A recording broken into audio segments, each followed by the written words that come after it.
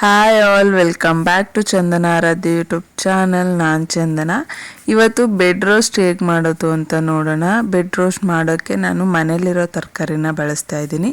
ನಿಮ್ಗೆ ಯಾವುದ್ಯಾವ್ದು ಇಷ್ಟ ಆ ತರಕಾರಿನ ಬಳಸ್ಬೋದು. ಎಲ್ಲನೂ ಕೂಡ ಸಣ್ಣದಾಗಿ ಹಚ್ಚಿಟ್ಕೋಬೇಕು.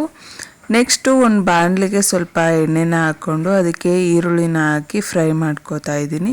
ಫ್ರೈ ಮಾಡ್ಕೊಂಡು ಆದಮೇಲೆ ಸಣ್ಣದಾಗಿ ಹಚ್ಚಿರೋ ಕ್ಯಾರೆಟು, ಬೀನೀಸು ಮತ್ತು ಬೀಟ್ರೋಟ್ ಇವು ಮೂರನ್ನ ಬಳಸಿದ್ದೀನಿ ನಾನು.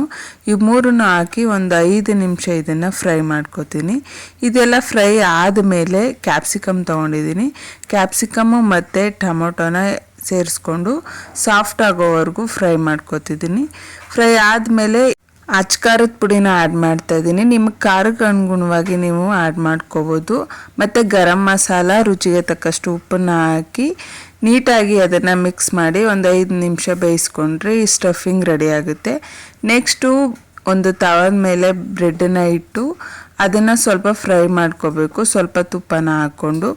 ಇದೆಲ್ಲ ಫ್ರೈ ಆದಮೇಲೆ ನಾವೇನು ರೆಡಿ ಮಾಡಿಟ್ಕೊಂಡಿರ್ತೀವಿ ಸ್ಟಫಿಂಗು ಅದನ್ನು ಹಾಕಿ ಬೇಯಿಸಿದ್ರೆ ಟೇಸ್ಟಿಯಾಗಿರೋ ಬೆಡ್ ರೋಸ್ಟ್ ರೆಡಿ ಆಗುತ್ತೆ. ಮಕ್ಕಳಿಗೆ ತುಂಬ ಇಷ್ಟ ಆಗುತ್ತೆ. ತರಕಾರಿ ತಿನ್ನಲ್ಲ ಅನ್ನೋ ಮಕ್ಕಳು ಕೂಡ ಇದನ್ನು ತುಂಬ ಇಷ್ಟಪಟ್ಟು ತಿಂತಾರೆ.